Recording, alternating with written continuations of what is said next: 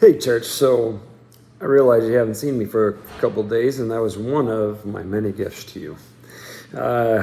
Even now, as we're going through this, it is what it is. So here we go.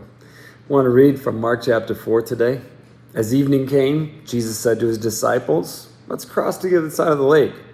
So they took Jesus in the boat, started out, leaving the crowds behind, although other boats followed them. But soon a fierce storm came up. High waves were breaking into the boat, and it began to fill with water. Jesus was sleeping at the back of the boat with his head on a cushion. The disciples woke him up, shouting, "Teacher, don't you care that we're going to drown?" Okay, well, that's all I'm going to read right now. Because, as we're going through life and we're walking with the Lord, I want to point out a couple things about this event that took place in their lives. Jesus gave the direction. That's first and foremost. Jesus said, "Let's get in the boat and go to the other side of the lake." So the disciples were following his lead as he gave them direction. Now in the journey, a storm comes up. There's two responses to the storm.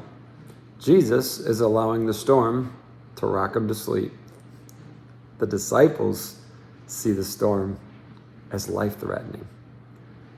See, Jesus already knew they were going to get to the other side of the lake.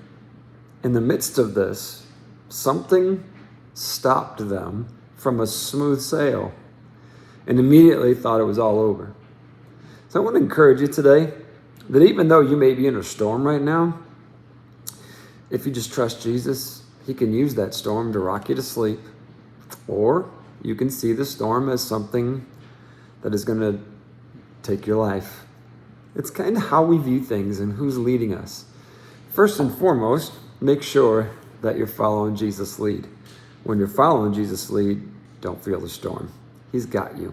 He's going to carry you through, and you're going to come to the shore, and all will be well. The waves are ugly. It's kind of scary in the boat, but God is good. Let's trust him fully and be his church.